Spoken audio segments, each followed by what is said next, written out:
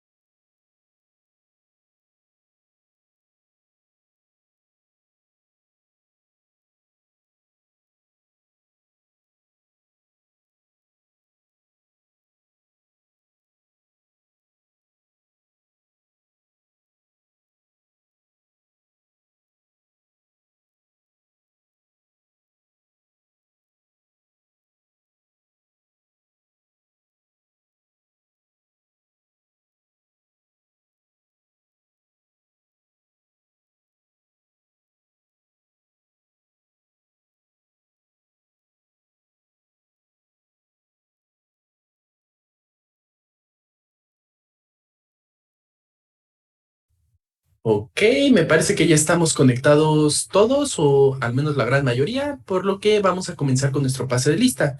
Si pudieran, por favor, encender su cámara.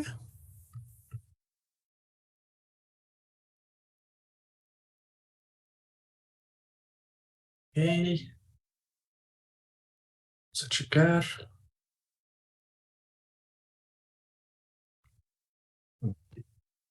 Ok. Oliver. Presente, profe. Ok. Alexi. Presente, profe. Ok. Efraín. Presente.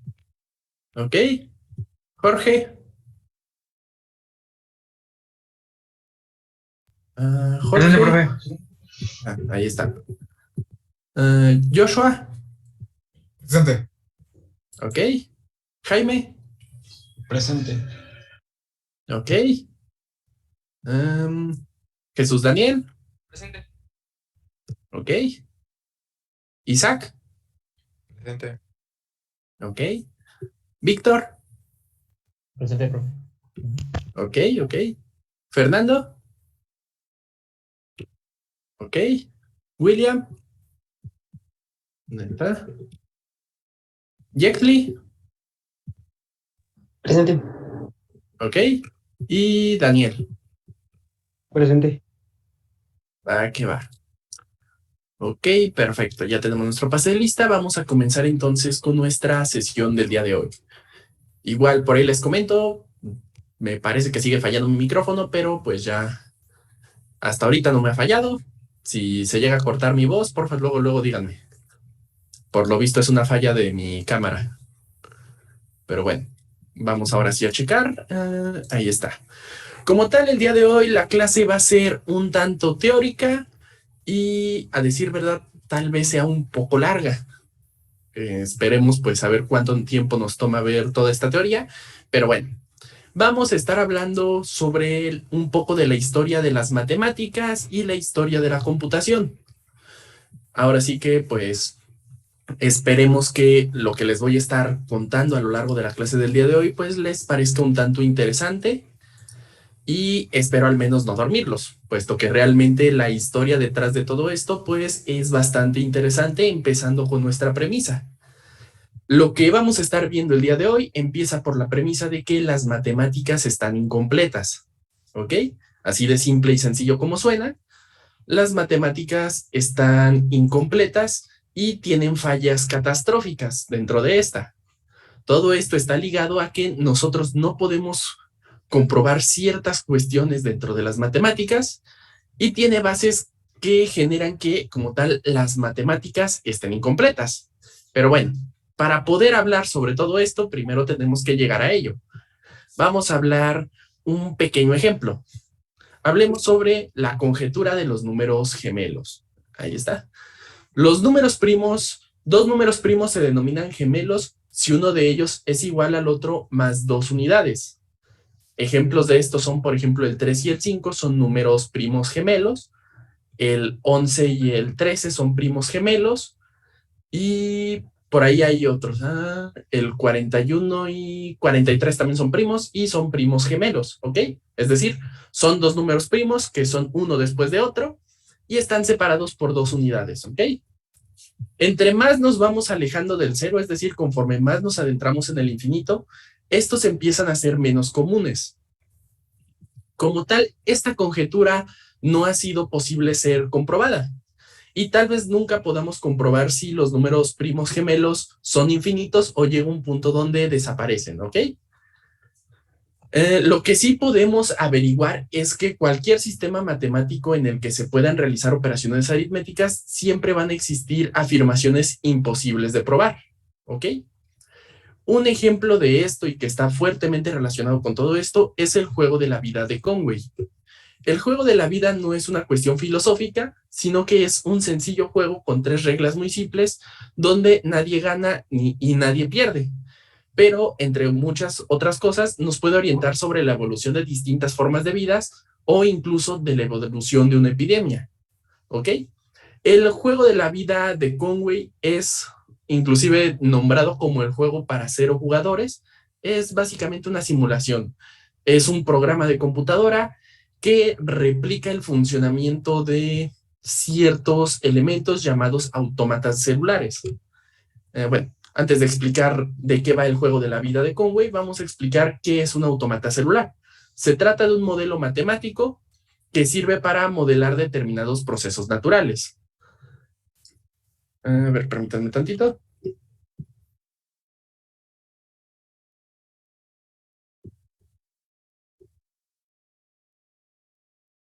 Ok, ahora, como tal, el juego de la vida de Conway fue ideado para simular estos autómatas celulares. El diseñador de los autómatas celulares fue John von Neumann en 1940.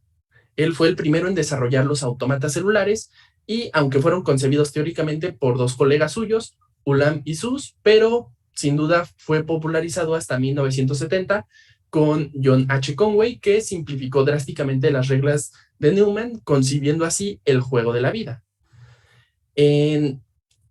Conway es un matemático que lamentablemente murió el año antepasado, murió en 2020 precisamente debido al COVID, ¿ok? Pero bueno, este juego fue publicado en la columna de Martin Gardner en Scientific American y pasó de ser un simple entretenimiento a crear toda una rama de investigación en los citados autómatas para simular procesos reales. Es decir, aunque originalmente el juego de la vida de Conway surgió como un juego, actualmente es objeto de estudio por muchísimos investigadores. El juego de la vida de Conway consiste en un espacio que podemos suponer una cuadrícula y cada cuadradito o celda en la cuadrícula representa una célula. Estas células tienen 2 posibles estados, viva o muerta. Para nosotros, el entorno de cada célula lo formarán 8 celdas que rodean a pues nuestra célula. ¿Ok? Nosotros colocamos un punto en el centro y todas las celdas que están alrededor de ese punto, es decir, arriba, abajo, izquierda, derecha y las esquinas, representan el entorno de nuestra célula.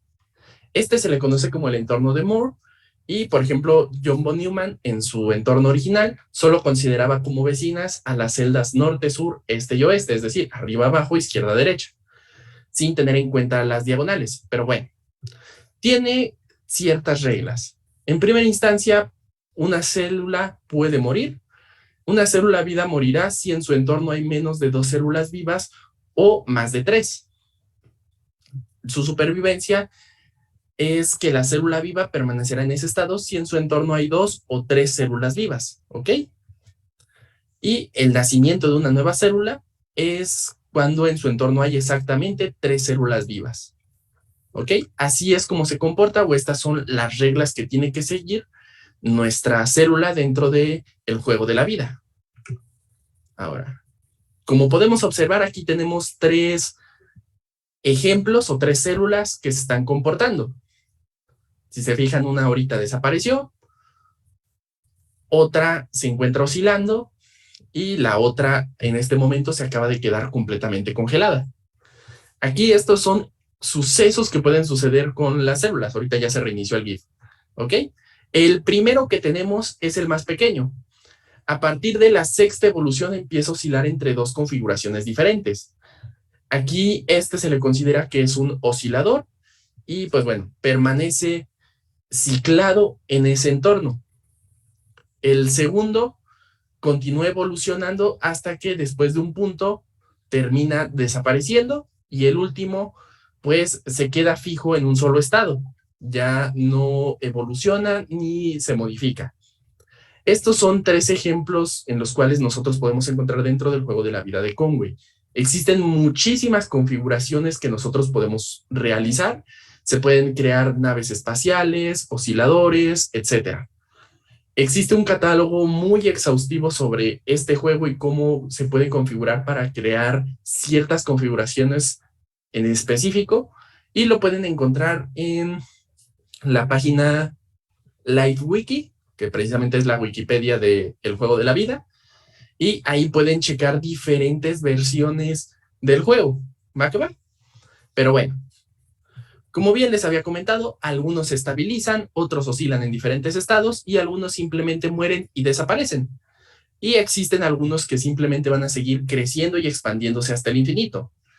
Es imposible determinar con algún algoritmo cuál es el estado que va a alcanzar alguno de los patrones dentro de una cantidad de tiempo finita, por lo que su estado final de todos los diseños del juego de la vida es indecidible. Nosotros no podemos decidir si el modelo va a terminar desapareciendo, va a terminar ciclado, va a terminar creciendo hasta el infinito o simplemente se va a quedar estático. Ahora, ¿qué es lo que tiene que ver todo esto con la computación? Pues para allá precisamente vamos. Primero tendremos que ir un poco más al pasado para checar un poco de las bases en cuanto a las matemáticas y en específico a algo que nos compete muchísimo dentro de la teoría de la computación, ¿ok? Tenemos que viajar hasta 1874, donde el matemático alemán Georg Cantor publicó un artículo que impulsó una nueva rama de las matemáticas. Esto fue la teoría de conjuntos. Un conjunto es una colección bien definida de objetos. De hecho, ustedes ya la clase pasada en la actividad estuvieron checando algunos conceptos en cuanto a conjunto, subconjunto, etcétera, etcétera. Pues bueno, Cantor estaba estudiando los números, o bueno, el conjunto de números, como por ejemplo los números naturales y los números reales. Los números naturales son aquellos que son 1, 2, 3, 4, 5 hasta el infinito. Y los números reales incluyen a todos los números fraccionarios. Entonces, aquí en este momento, Cantor se preguntó algo curioso sobre estos dos conjuntos. ¿Existen más números naturales o números reales entre 0 y 1? ¿Ustedes qué opinan? ¿Cuál se imaginan que haya más? ¿Más números naturales o más números reales entre 0 y 1? Es decir, ¿más fracciones o más números naturales? Yo digo que números reales, entre 0 y 1. Ok, números reales entre 0 y 1. ¿Los demás? Yo digo que son equivalentes, es decir, puedes extender un número hasta infinito y puedes ponerle todos los números que quieras a una fracción hasta infinito. Ok, también es perfectamente válido. ¿Los demás? Sí, igual, ambos son infinitos, yo creo. Ambos son infinitos. Ok, pues en efecto, como tal, Cantor en primera instancia, pues notó que, pues sí, ambos son infinitos. Por lo tanto, ambos en teoría inclusive deberían tener el mismo tamaño, puesto que ambos son infinitos. Números naturales tenemos infinitos, números reales entre 0 y 1 hay infinitos. Ahora, ¿qué es lo que se añade a todo esto? Ok, pues Cantor todavía no estaba convencido del todo, precisamente tenía una espinita en cuanto a estos números reales. Entonces, Cantor propuso un ejercicio. Él propuso anotar todos los números naturales en una columna y a un lado de estos colocar todos los números reales, de tal manera que los números naturales van a estar siendo, se podría decir que el índice de los números reales. Los números reales pueden estar en cualquier orden, al final de cuentas únicamente se trata de anotarlos. Pueden estar ordenados o pueden estar desordenados, no hay ningún problema. ¿Ok? Ahora, según la instrucción de Cantor, imaginemos que nosotros pues logramos realizar esta tarea que parece imposible. Nosotros dibujamos o creamos un programa que nos genere y nos clasifique todos los números naturales y todos los números reales uno al lado del otro.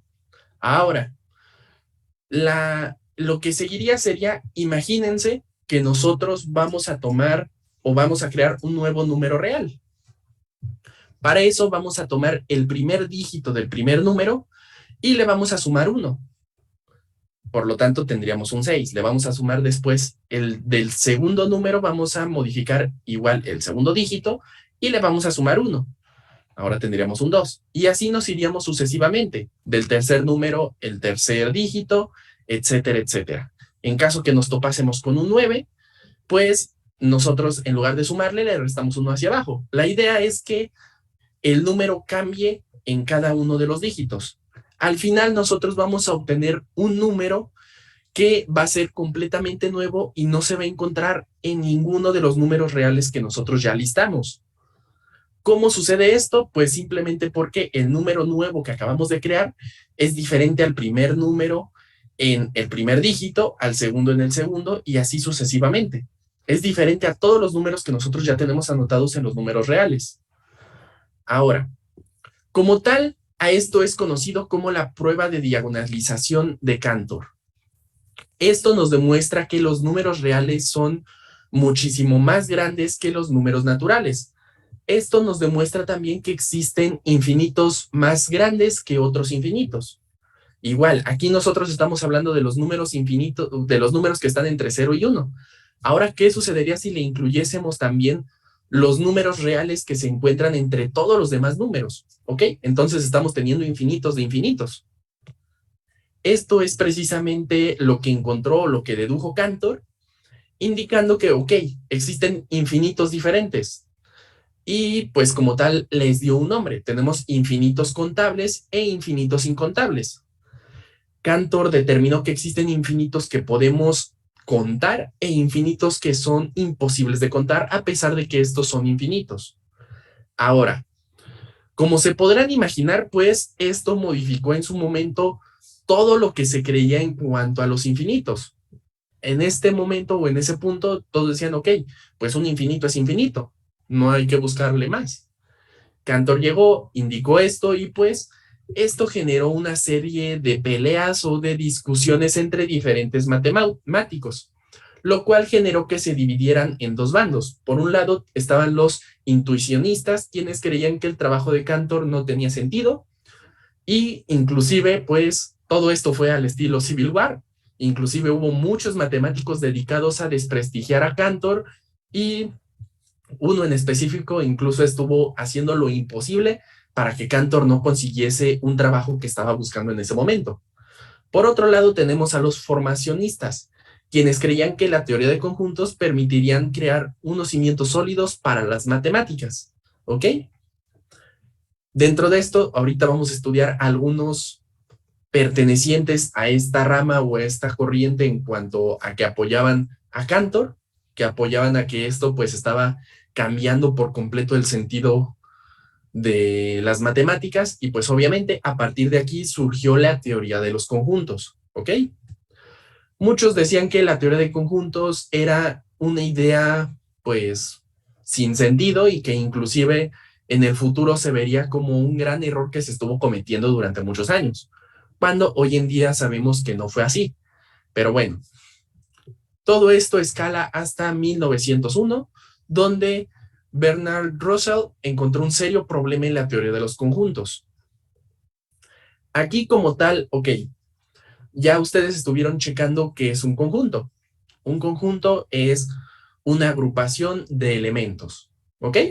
Podemos nosotros crear un conjunto con cualquier cosa. Podemos crear un conjunto de lápices, un conjunto de alumnos, un conjunto de números, conjunto de computadoras, etcétera, ¿verdad? ¿Hasta aquí hay alguna duda? No. No. Ok, No. ahora, imaginemos que nosotros entonces, si podemos crear un conjunto con cualquier cosa, ok, podemos crear un conjunto de conjuntos, es decir, un conjunto que va a agrupar otros conjuntos. Pues bueno, estos conjuntos nosotros podemos tener, por ejemplo, a un conjunto de los conjuntos que no poseen a sí mismos. Por ejemplo, tenemos un conjunto de lápices, un conjunto de palabras, un conjunto de letras, un conjunto de oraciones, etcétera. Imaginemos que creamos un conjunto que contiene a sí mismo. Por ejemplo, si decimos en este conjunto se va a tener todo lo que tenga letras, pues obviamente el conjunto que almacena el conjunto de letras se puede almacenar a sí mismo, puesto que cumple con la regla. Pues bueno, nosotros podemos tener varios conjuntos de este estilo, conjuntos que se almacenan a sí mismos y también podemos tener por el contrario, conjuntos que no se almacenen a sí mismos. Entonces nosotros a la hora de crear un conjunto de conjuntos que no se almacenen a sí mismos, surge la pregunta, ¿el conjunto de conjuntos que se almacenan así, que no se almacenan a sí mismos, se debe de almacenar a sí mismo?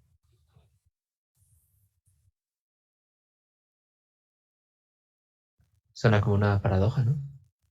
Precisamente.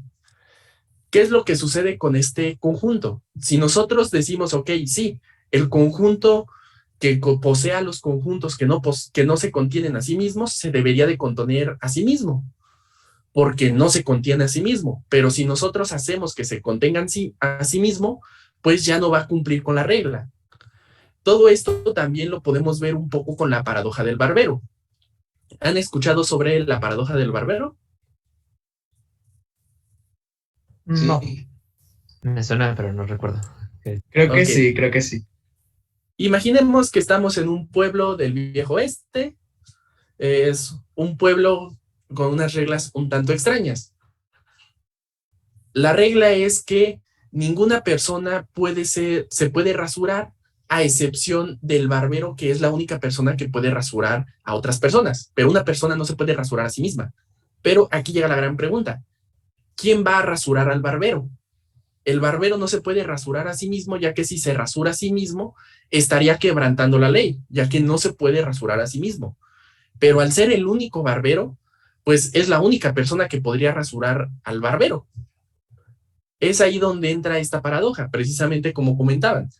Ahora sí que el barbero no se puede rasurar porque se estaría rasurando a sí mismo y estaría rompiendo la ley, y tampoco no le puede decir a otra persona que lo rasure porque esa otra persona no sería el barbero. Solo el barbero puede rasurar a las personas. ¿Ok? Pues bueno, esto se le conoce como, pues, uno de los problemas en la teoría de conjuntos y de hecho los intuicionistas celebraron muchísimo el hallazgo de este problema, ya que eso significaba que la teoría de conjuntos también tenía problemas y por lo tanto, pues estaba mal planteada o había algo por ahí. Aunado a esto, Russell propuso el desarrollar un libro que contuviera las matemáticas hasta la fecha. Este sería el libro supremo de las matemáticas o como su Biblia, conocido como Principia Mathematica. En este libro, o bueno, en estos libros, puesto que se desarrollaron 3 tomos enormes con más de 4,000 páginas, se planteaba plasmar las matemáticas y formas de comprobarlas, desarrollando un sistema para la comprobación de las proposiciones, como las proposiciones que estuvimos viendo la sesión pasada. Lamentablemente, pues estas eran bastante densas en cuanto a su contenido, bastante complicadas de leer y también bastante largas y tediosas. Tan solo para abordar la primer prueba, y en específico la prueba de 1 más 1 igual a 2, nos topábamos con que teníamos que pasar alrededor de 700 páginas para llegar a ello. Pero bueno, se planteó elaborar principio de matemática precisamente para aquí tener listado pues lo que se sabía sobre las matemáticas hasta el momento. Dentro de esto, pues, David Hilbert, uno de los principales defensores de Cantor, planteaba comprobar 3 hechos sobre las matemáticas gracias a los trabajos de Cantor y Russell. Y un matemático, pues, como tal, David Hilbert es un matemático que estuvo inclusive a punto de ganarle a Einstein sobre su descubrimiento de la relatividad. Llegó a conclusiones bastante similares a las de Einstein, pero pues Einstein terminó publicándolos primero, ¿ok? Ahora sí que en esta época había muchísima competencia entre todos los científicos, físicos, matemáticos. Pero bueno, Principia Matemática no continuó con su desarrollo. Se estaba trabajando precisamente en un 4º tomo que estaba enfocado en la teoría de los conjuntos por completo. Cuando surgió el problema de estas paradojas, este problema en la teoría de los conjuntos, pues se detuvo la elaboración de ese 4º tomo. Ahí en ese momento, precisamente David Hilbert dijo, ok, esto no hay ningún problema, se puede solucionar más adelante, aún no sabemos cómo, pero se puede solucionar.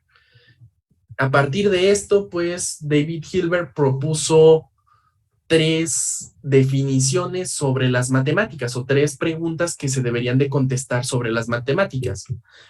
Hilbert planteaba que las matemáticas eran completas, es decir, que existe una forma de comprobar todas las afirmaciones y que todas las afirmaciones sean verdaderas. También planteaba que las matemáticas son consistentes, es decir, están libres de contradicciones. Y finalmente que las matemáticas son decidibles, es decir, que existe o se puede generar algún algoritmo capaz de determinar si una proposición pertenece a algún axioma matemático. Hilbert opinaba que a estas 3 cosas o estas 3 preguntas, la respuesta era sí, la matemática tendría que cumplir con todo esto. Las matemáticas deben de ser completas, consistentes y decidibles. Pero bueno, como tal, en 1930, Hilbert expuso sobre estas 3 preguntas e incluso propuso cambiar el eslogan que se utilizaba en ese momento por los matemáticos, que era ignorabimus, que es algo parecido a no sabemos, a algo de, bueno, él propuso que fuese debemos saber, sabremos. Pues, se quedó como una de sus frases célebres en cuanto a Hilbert, pero lamentablemente sus sueños estaban a punto de ser destrozados en 1000 pedazos, así como mis esperanzas con mi crush, pues lo mismo aquí con Hilbert. Lamentablemente, justo un día antes de la exposición de Hilbert, hubo otro matemático que, bueno, más que matemático, era un lógico, que pues habló sobre la propuesta de Hilbert y pues él ya tenía la respuesta en cuanto a la primera pregunta. A ver, no se cambió, ahí está. Un día antes, sobre este congreso, un lógico de 24 años llamado Kurt Gödel explicaba que había encontrado la respuesta a la primera pregunta sobre si era completa o no. Y la respuesta era un completo y absoluto no. Un sistema formal completo de la matemática era imposible. El único en ese momento que le prestó atención fue un personaje bastante interesante en nuestra historia, uno conocido como John von Neumann, que además previamente había sido estudiante de Hilbert. ¿Conocen quién fue John von Neumann?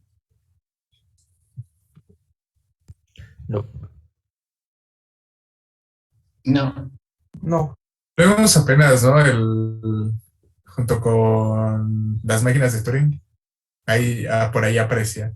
Pero no recuerdo en qué. Por ahí aparece. De hecho, tal vez lo debieron de haber escuchado en Introducción a la en Introducción a las TICs, por ahí dentro de las generaciones de las computadoras, Por ahí, si no, no se preocupen, lo van a ver en una materia un poco más adelante. Ahorita no me acuerdo bien cómo se llama, pero la ven creo el próximo semestre.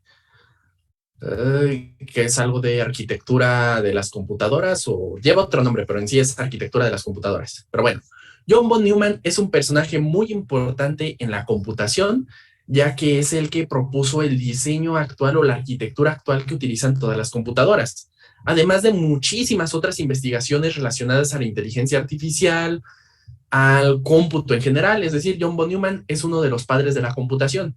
Es uno de los personajes que fue uno de los fundadores o de los que pusieron los cimientos para las matemáticas, ¿ok? Ahora, a pesar de que, pues bueno, se puso a platicar Neumann con Gödel, un año después Gödel publicó una prueba sobre su teorema de la incompletitud, y en esta ocasión no solamente fue Neumann el que le hizo caso, ahora sí todos escucharon lo que tenía Gödel para decir, ya que su publicación, inclusive ahorita se las voy a compartir en el Classroom para los que lo quieran leer. Ahí tengo un PDF de 9 páginas, bastante sencillito, donde se explica lo que expuso Gödel. De hecho, la publicación o el artículo completo de Gödel sobre estas proposiciones creo que no sobrepasa las 21 páginas. Es bastante pequeño si lo consideramos que estamos hablando de un trabajo científico, en especial de matemáticas. Nosotros estamos acostumbrados a que si vemos o escuchamos sobre algún trabajo científico, este tiene que tener 50, 100, 200 páginas, y no. De hecho, el trabajo de Gödel es bastante pequeño, es bastante corto. Pero bueno, ¿qué es lo que propuso Gödel con su teorema de la incompletitud? Gödel propuso en primera instancia un sistema para enmarcar cada símbolo matemático, número, axioma, etcétera, con un número. Esto es conocido como la numeración de Gödel. Es decir, al símbolo de más, supongamos que le ponemos el valor de 1, al menos el valor de 2, al igual el valor de 3, etcétera, etcétera.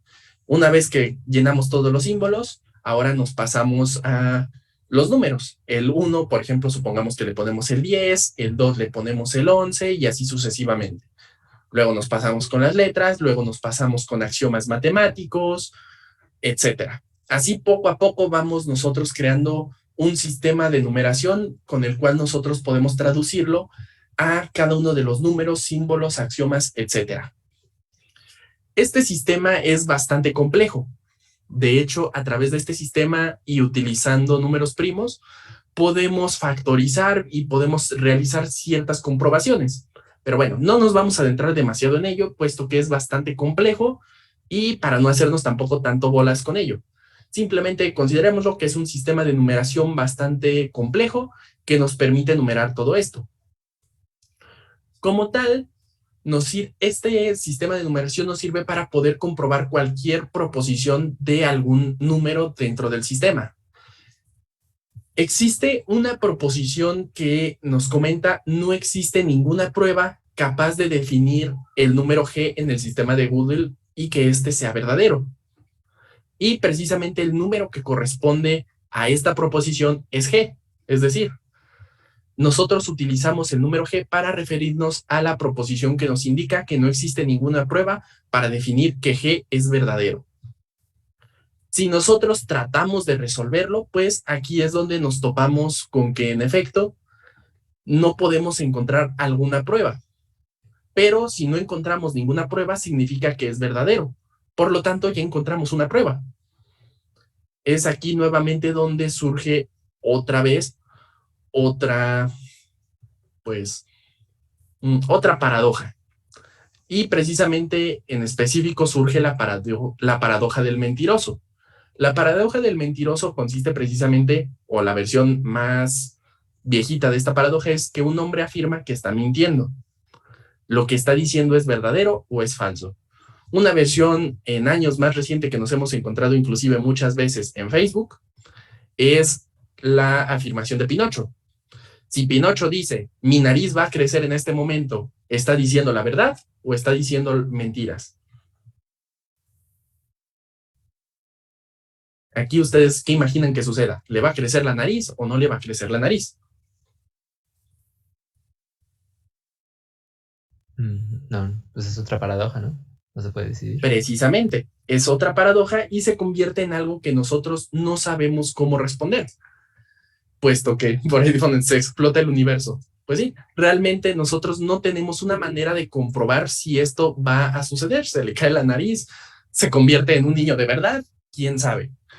Precisamente aquí es donde entra la paradoja. Aquí es donde nosotros no podemos comprobar si esto es verdad, y esto nos genera que entonces las matemáticas son incompletas. Nosotros no podemos comprobar que esto sea verdadero, y si no lo podemos comprobar, entonces no existe una manera de comprobarlo, pero eso no significa que sea falso, sino simplemente no sabemos cómo comprobarlo. ¿Ok? Ahora, con esto se rompe la primera propuesta de Gödel, la primera propuesta de Hilbert, de que las matemáticas sean completas, ¿ok? Pero, pues, Gödel se lo tomó un poco personal. Gödel no lo dejó hasta ahí. Gödel no se conformó con solamente romper que las matemáticas fueran completas. Posteriormente, Gödel, un año después, si no mal recuerdo, publicó un segundo teorema, el cual nos narra que sea A un sistema consistente de axiomas que sea mínimamente expresivo, entonces la consistencia de A no es demostrable en A. Este segundo teorema significa que cualquier sistema consistente de la matemática es incapaz de demostrar su propia consistencia. Aquí, como tal, esto se refuerza con el primer teorema, indicándonos que las matemáticas, al ser un sistema consistente e incompleto, es lo máximo a lo que podríamos aspirar. Pero al ser incompleto, nosotros no podemos comprobar la consistencia de las matemáticas. En algún punto nos vamos a topar con alguna inconsistencia que va a generar que nuestro sistema, por lo tanto, sea inconsistente. Pero bueno, aquí con esto precisamente llegó Gödel y dijo, ¿sabes qué? Pues tampoco, las matemáticas tampoco son consistentes. Pero pues al menos nos podemos quedar con el hecho de que las matemáticas son decidibles, ¿no? Digo, pues ya nos quitaron los otros dos, al menos déjenos que las matemáticas sean decidibles. Pues lamentablemente, aquí posteriormente llegó alguien a hablarnos sobre esta tercer proposición o esta tercera pregunta sobre las matemáticas. Como tal, recordemos un poco, el de si es decidible o no las matemáticas se refiere a que si existe algún algoritmo que nos permita saber si una proposición es verdadera, o digo, más que si es verdadera, pertenece a los axiomas. Los axiomas son normas en las matemáticas que no se pueden romper y que fijan lo que es verdad dentro de las matemáticas. Si se basa en los axiomas, significa que es verdadero, ¿ok? Que siempre se va a cumplir. Pero bueno, aquí precisamente es lo último que nos queda, pero pues lamentablemente no nos podemos quedar con ello. En 1936, Alan Turing encontró la respuesta a esta pregunta, pero para ello tuvo que inventar la máquina moderna. En su época, las computadoras eran personas, no eran máquinas, y de hecho, generalmente las personas encargadas de ser computadoras eran mujeres que realizaban una enorme cantidad de cálculos complejos, ¿ok? De hecho, ese es el por qué tenemos a la primer programadora, que fue Ada Wong, y pues así que tenemos a muchísimas mujeres influyentes dentro de la computación. Pero bueno, regresando de nuevo a nuestra historia, como tal, Turing imaginó la computadora como una máquina con engranes y todo, capaz de llevar a cabo cualquier cantidad de cómputo imaginable, pero lo suficientemente sencilla como para que nosotros llevemos el hilo del razonamiento, que nosotros podamos entender cómo es que se están realizando las operaciones, e inclusive si nosotros quisiésemos realizarlo de la misma forma que la computadora. Es aquí donde surge nuestra famosa máquina de Turing, ¿ok? ¿Hasta aquí hay alguna duda? No. No, también. Ok, pues bueno, aquí tenemos una máquina de Turing, o bueno, una ilustración de la máquina de Turing, que consiste en una cinta infinita de ceros y unos y un cabezal que le permite realizar ciertas acciones sobre la cinta. Nosotros podemos, con ese cabezal, obviamente, leer los datos que hay en la cinta. Nosotros tenemos que ir uno por uno. Podemos nosotros reescribir un valor, es decir, si es un 0, cambiarlo por un 1, si es un 1, cambiarlo por un 0. Podemos nosotros mover nuestro cabezal a la izquierda, podemos moverlo a la derecha o también podemos detenernos. Si nosotros detenemos nuestro cabezal, significa que el programa se ha finalizado y pues que está completo. Esta máquina la vamos a estar analizando más a detalle en clases posteriores. De hecho, tenemos todo un tema que abarca la máquina de Turing, ya que nosotros vamos a programar esta máquina. De hecho, si se fijan, se escucha bastante sencillo. Ok, solo nos podemos ir a la izquierda, a la derecha, podemos ponerle un 1, ponerle un 0 y leer el valor que tiene. Ok. Con la máquina de Turing, nosotros somos capaces de resolver cualquier problema o cualquier algoritmo si se le brinda el tiempo suficiente. Ok. La clave de la máquina de Turing está en eso último, si se le brinda el tiempo suficiente. Ok. Ahora, cuando una máquina de Turing se detiene, significa que se finalizó el programa. En ocasiones una máquina de Turing no se detiene. Es posible que esté aún realizando algún cálculo, es posible que esté ejecutando algún bucle demasiado largo o incluso que se quedó ciclado en un bucle infinito. Aquí es donde surge el problema de la detención. El problema de detención es un problema que también se encuentra muchísimo dentro de la teoría de la computación y no solo dentro de ello, en general de las ciencias computacionales y de la computación en sí, se ha utilizado o se ha investigado mucho sobre este problema de la detención, ¿ok? Ahora, ahorita explicamos un poco más a detalle en qué consiste este problema de la detención, pero bueno, Turing encontró una relación entre el problema de la decibilidad y el problema de la detención. Si se puede determinar si se detendrá o no un programa, entonces se puede decidir si una afirmación se deduce de los axiomas. Ahora, ¿en qué consiste el problema de la detención? Pues como bien mencionamos, el problema de la detención consiste en saber si un programa se va a detener o no en algún momento. Nosotros, si bien contásemos con tiempo infinito, ok, podríamos simplemente dejar que se resuelva el problema y una vez que finalice, nos vamos a dar cuenta si finalizó o no. Pero pues eso en la vida real no lo podemos realizar. Si nosotros realizamos un programa, lo ponemos a ejecutarse y se tarda, por ejemplo, 2 minutos, nosotros podríamos decir, es que ya se quedó trabado, ya se cicló. Entonces vamos a detener el programa, pero podría ser que le faltaba 1 minuto para terminar o inclusive 5 segundos después de cuando lo finalizamos para que terminara. O también podría suceder lo contrario, que aún le faltaran 1000 años, 2000 años para finalizar o inclusive que nunca se detuviese, que siguiese funcionando precisamente hacia el infinito. Un ejemplo de estos es el problema de los primos gemelos que vimos al principio de la clase. Nosotros no podemos saber si entre más avancemos en el infinito de números, nos vamos a topar con el final de los números primos gemelos. La única manera de hacerlo es si tuviésemos tiempo infinito y recorriéramos hasta el final del infinito para determinar si existen o no existen más números primos gemelos. Es precisamente ahí donde surge este problema de la detención, que nosotros no sabemos cuándo tenemos que detener un programa. ¿Ok? Para esto, pues bueno, Turing estuvo analizando y pensando mucho este problema y propuso la creación de una máquina H que pueda determinar si cualquier máquina Turing se va a detener o no a partir de cierta información de entrada. ¿Ok? Como tal, en esta máquina se ingresa la información, se ingresa el algoritmo y H va a determinar, o bueno, primeramente va a simular el proceso y va a arrojar como salida si el programa se va a detener o no se va a detener. ¿Ok? A esta máquina se le conoce como máquina H. Por ahora no nos preocupemos en cómo rayos es que va a determinar si funciona o no funciona. De alguna forma mágica se encarga de hacerlo, ¿ok? No pregunten, solo gocen a la máquina. De alguna manera recibe el algoritmo, recibe la entrada y les va a decir si se detiene o no se detiene. Es decir, si va a llegar a algún punto en el cual se va a detener o si va a seguir hasta el infinito. Ahora, a esto nosotros le podemos añadir funcionalidad extra.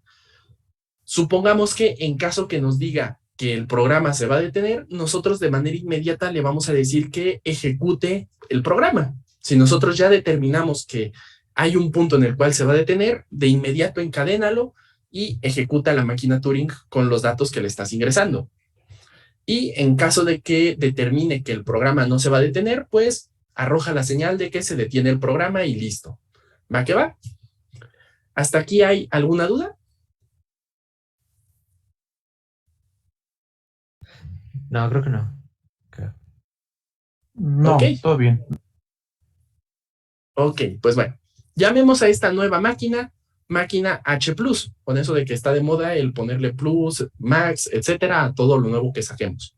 Pues bueno. Ahora, ¿qué se imaginan que va a suceder si a esta máquina le ingresamos el código, tanto como entrada como en algoritmo, de la misma máquina H+?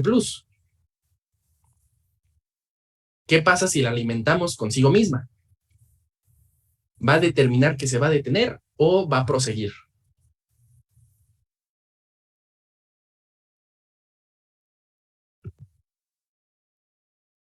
Pues bueno, como tal, está bastante complejo esta parte, pero bueno, vamos a tratar de irlo desglosando poco a poco. La máquina H es una máquina que simula el proceso del algoritmo que reciba y por lo tanto determina si se va a detener en algún momento o pues si se va a ciclar al infinito y finaliza la ejecución. Nosotros ingresamos nuestra máquina H, H plus. H va a simular lo que H plus haría a partir de la próxima entrada, de su propia entrada. Si H determina que H plus no se va a detener, es decir, si nuestra máquina dice, ok, el algoritmo que me estás ingresando no se va a detener, por lo tanto, va a generar que H se detenga. Por lo tanto, arroja el mensaje de se detiene. Pero si concluye por el contrario que se va a detener, entonces va a forzar a ejecutarse y quedando en un bucle infinito. Por lo tanto, ambas respuestas son falsas. Bueno, ambas respuestas son erróneas. Si nosotros determinamos que se va a detener, va a generar que se ejecute y por lo tanto nunca se detenga. Lo vamos a forzar a que entre en un bucle infinito rompiendo con el funcionamiento de la máquina H.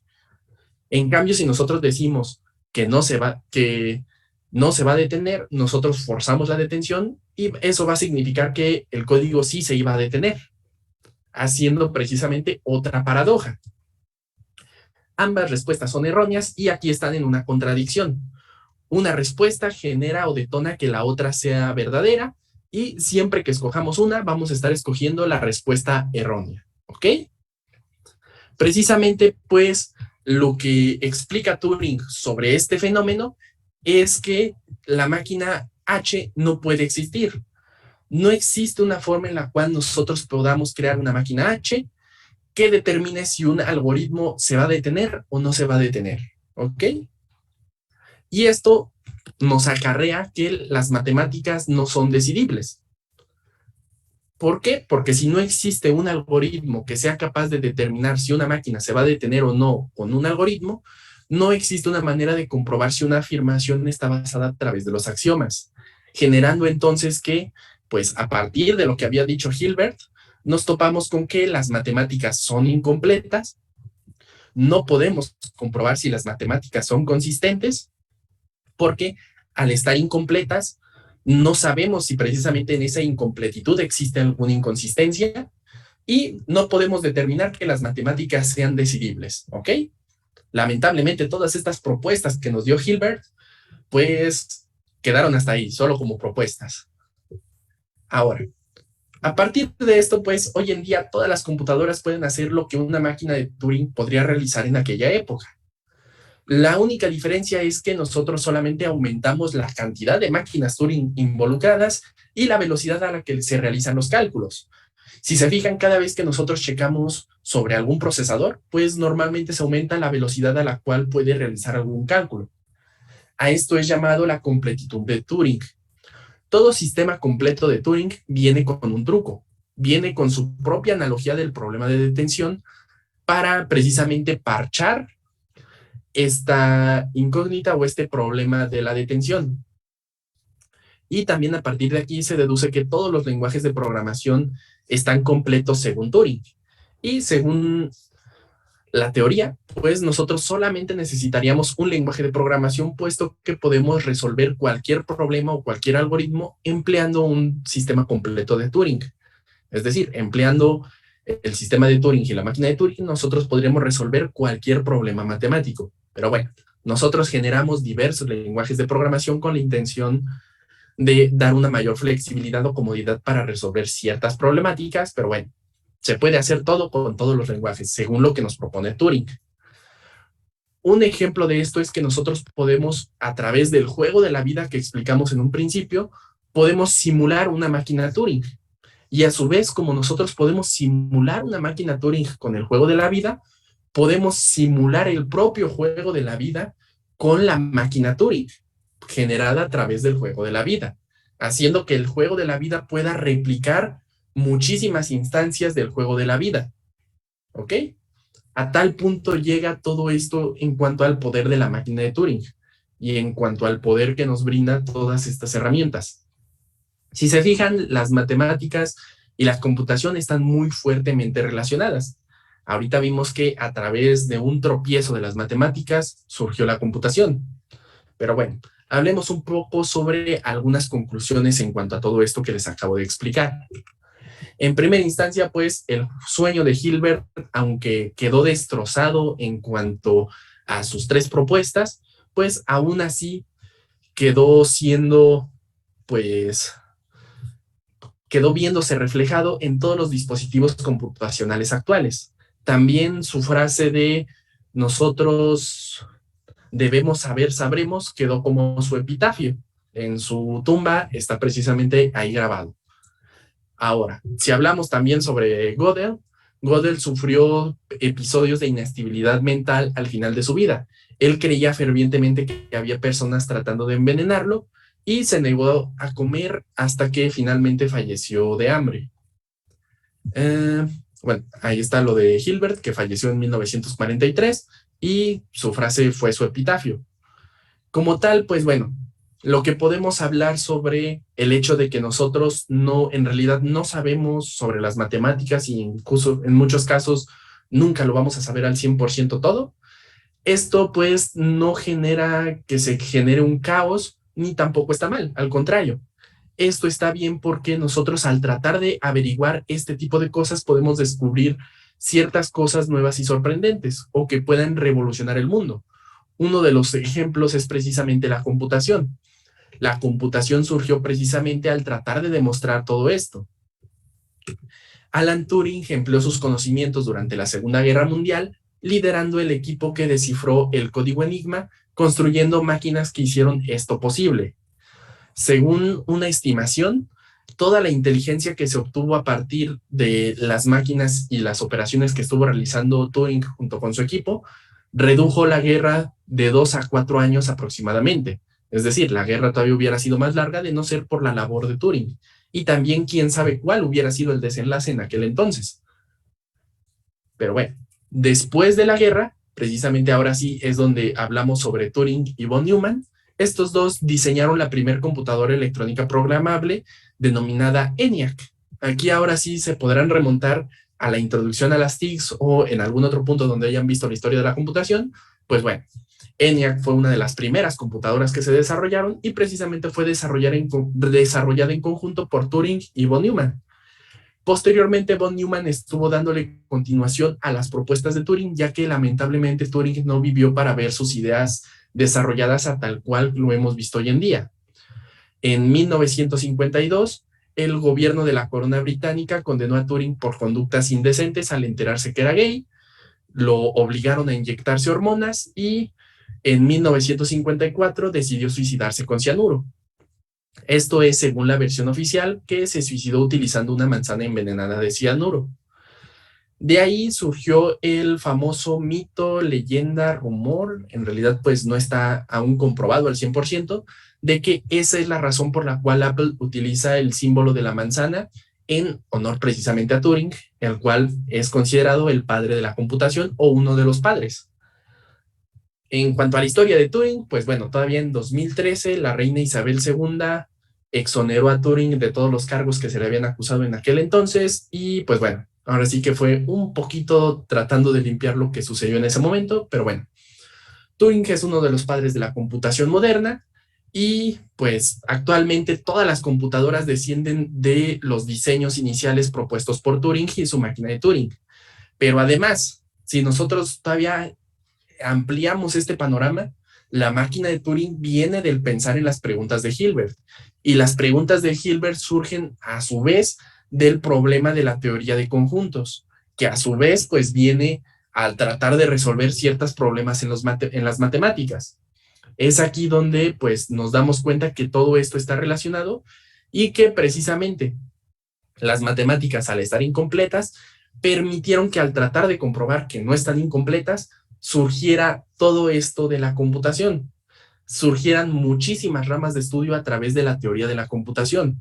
Y precisamente, a pesar de que las matemáticas están incompletas, esto no generó que los matemáticos perdieran la cabeza. Al contrario, piensen en todo lo que sucedió y todo lo que generó el hecho de saber que las matemáticas estaban incompletas y a la hora de encontrar toda esta enorme cantidad de errores en las matemáticas. ¿Ok?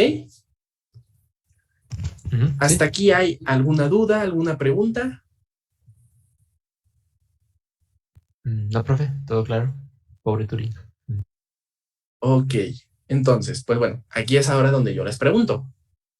¿Qué les pareció toda esta historia sobre el surgimiento de la computación? Bien enredada, pero interesante. Bien enredada, pero interesante. Ok, sí, de hecho, y yo les di la versión súper resumida. Porque todavía esto nosotros nos podemos decantar a muchísimo más atrás. Nos podemos ir todavía con George Boyle, con pues precisamente el álgebra booleana, y por ahí pasamos todavía por otras entidades que dieron su granito de arena para hacer posible lo que hoy en día conocemos como la computación. ¿Ok? Si se fijan, pues bueno, las matemáticas están muy fuertemente ligadas a la computación, son las que ocasionaron el nacimiento de la computación, y la computación está fuertemente ligada a las matemáticas, ya que pues todo el funcionamiento de la computación son matemáticas. Todas las raíces, todo el nacimiento, inclusive los padres de la computación son matemáticos. E inclusive todas las tendencias actuales que se están viendo sobre, por ejemplo, cómputo cuántico, sobre redes neuronales, inteligencia artificial, sistemas bioinspirados, todo esto no es nuevo. Todo esto ya había sido pensado anteriormente por diferentes matemáticos, filósofos, etcétera, que en su momento, debido a la tecnología que existía, no fueron capaces de poner en práctica sus ideas. Lo que son, por ejemplo, la inteligencia artificial fue pensado originalmente desde 1800, lo que es los sistemas bioinspirados o sistemas basados en el funcionamiento de los animales, también ya había sido considerado y ya había sido planteado por muchísimas otras personas en los años 1700. Los griegos ya habían pensado en algunas de estas teorías, en máquinas capaces de pensar o máquinas que pudiesen replicar el accionar de humanos, aunque en ese momento tenían un concepto un tanto diferente de las máquinas. Pero pues si se fijan, todo lo que estamos viendo en la actualidad, inclusive muchas cosas no son novedad, muchas cosas son novedad porque se ponen en práctica hasta estas fechas, pero hay muchas cosas que ya habían sido pensadas y consideradas anteriormente, ¿ok? Sí. Va que va. Entonces, pues bueno, para tampoco ya no saturarlos de más con más información, puesto que tan solo ahorita nos echamos bastante información e historia sobre las matemáticas y el nacimiento de la teoría de la computación, pues bueno, era importante ver todo esto precisamente para estar en contexto de cómo fue que surgió toda esta rama de las matemáticas y de la computación en sí. Cómo fue que surgimos y cómo fue que nosotros ahora estamos frente a una pantalla tomando clases. ¿Va que va? Lo que vamos a ver la próxima clase, ahora sí ya va a ser adentrarnos en lo que es un poco en conjunto con la teoría de los conjuntos, ya adentrarnos a lo que sería gramáticas, ¿ok?